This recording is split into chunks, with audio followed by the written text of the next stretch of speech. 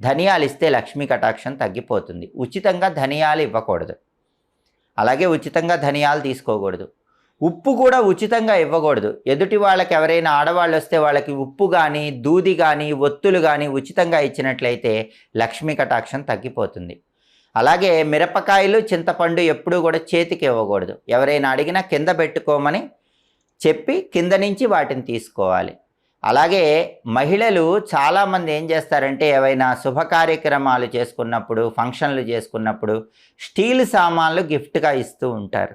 అయితే సాధ్యమైనంత వరకు స్టీలు సామాన్లు ఇవ్వకూడదు. ఎందుకంటే స్టీలు సామాన్ల మీద వాళ్ళ పేర్లు చెక్కించి గిఫ్టులుగా ఇస్తూ ఉంటారు. స్టీలు సామాన్లు ఎప్పుడూ కూడా సాధ్యమైనంత వరకు అశుభ కార్యక్రమాల్లోనే ఇవ్వాలి.